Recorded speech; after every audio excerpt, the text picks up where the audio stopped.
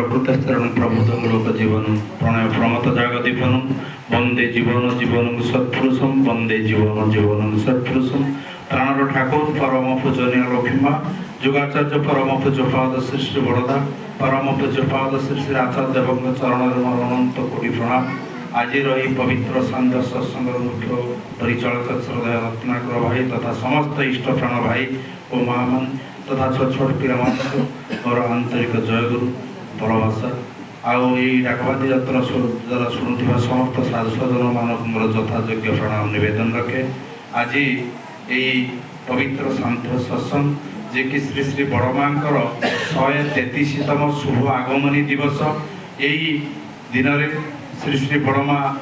धरा को से अवतरण करते जे कि तांकरी आगमनी दिवस को परिपालन करने आज आमको श्रद्धेय गिरीश तथा सुभाषिनी माँ आज ये वार्षिक पाली से धरी नहीं प्रतिवर्ष यही भाव में से श्री श्री बड़मां जन्म दिवस को परिपालन करती आज ताहा से आयोजन कर ठाकुर पाखे एकांत प्रार्थना रखे ठाकुर तांकर व्यक्तिगत जीवन दाम्पत्य जीवन पारिवारिक जीवन सामाजिक जीवन सर्वोपरि राष्ट्रीय जीवन से ठाकुर रंगे रंगायित उठू यही भाव से इष्ट चलन चली समस्त इष्ट चलन चलवार सुविधा सुजोग दिंतु ठाकुर पाखे एति प्रार्थना रखे। प्रकृत में आज जो पवित्र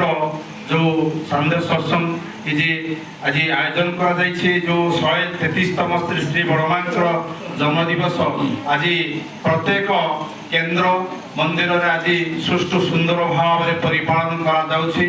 आज यही गोपालपुर सत्संग केन्द्र आज भी परिपालन करा जो बड़मा जे कि श्री श्री बड़मा किभली भाव में जड़े आदरणीय माँ किभली भाव में चरित्र आज आपण मैंने समस्ते जानी जे कि सी किभली भाव में नारी जाति को किभली भाव में सी उद्बोधन दियंती नारी माने माँ माने अनुसरण कर चलवा दरकार सी किभली भाव में आदरणीय होते श्री श्री ठाकुर को जीवन में ग्रहण करी सी थे एमती कहले ठाकुर को जे कि मु जीवन भितर दे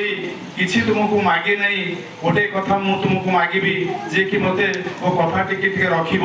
ठाकुर कहले तुम्हें कह सी मागिथिले जे कि प्रत्येक नारी चाहती तांको जीवन भितर दे किभली भाव में से हाथ में शंखा मथारे सिंदूर रखी ऐश्वर्य भाव में से विदाय नियंती धरा ये समाज किंतु बड़मा श्री श्री बड़मा चाहिए जे ठाकुर को निवेदन करते मु शेष जीवन पर्यंत तुमरी सेवा करी मु रही जे कि सी चाहिए जे कि मु गला परे श्री श्री ठाकुर किभली भाव में दुख कष्ट पाइबे तांकर कथा किए बुझिबे से सब चिंताधारा भितर दे श्री श्री बड़मा जेते बेले ये कथाटी को निवेदन करते ठाकुर ताहा रखी कथाटी को ये होचंती श्री श्री बड़मा जे कि आज ये विश्व रे समाज रे किभली भाव में नारी जाति को दिग्दर्शन देइछंती प्रत्येक नारी को सी किभली भाव में गोटे परिवार में श्रृंखलित माँ श्रृंखलित नारी भाव में किभली भाव में से गण्य करिसंती आमे प्रत्येक जानू प्रकृत में तांको ठारू किछि शिखिबार अछि सी होचंती एभली एक माने नारी जे कि सी परिवार में किभली भाव में गोटे गृह में प्रत्येक जिनिस को किभली भाव में सजाड़ी रखती सी ठाकुर कहते जे गोटे बड़ माँ आखि हूँ गोटे सर्च लाइट जे कि प्रत्येक जिनस एभली भाव में संगठित कर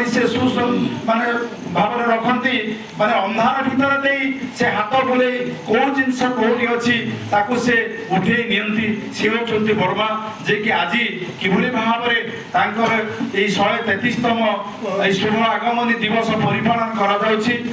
किंतु प्रत्येक नारी माने माँ माने शिखिबा दरकार जानिबा दरकार गोटे परिवार में गोटे नारी कर्तव्य किभली भाव में हवा दरकार से नारी से परिवार में किभली भाव में समस्त को नहीं बहन कर चलो ता से भी देखे देइछंती सेही भली हमको तांको कथा मानिबा को पड़िबो। आज आदर्श पुरुष को आम जीवन में धरी मनीष सुख शांति अनुभव करुची ए जो परम दरदेशी ठाकुर अनुकूल चंद्र किभली भाव में आज ମାନେ ସମାଜକୁ କିଭଳି ଭାବରେ ଶୃଙ୍ଖଳିତ କରିଚାଲିଛନ୍ତି। ଆଜି ଆଚାର୍ଯ୍ୟ ପରମ୍ପରା ଭିତରେ ଦେଇ କୋଟି କୋଟି ଲୋକ ତାଙ୍କୁ ଅନୁସରଣ କରି ଶାନ୍ତି ସୁଖ ଆନନ୍ଦ ଅନୁଭବ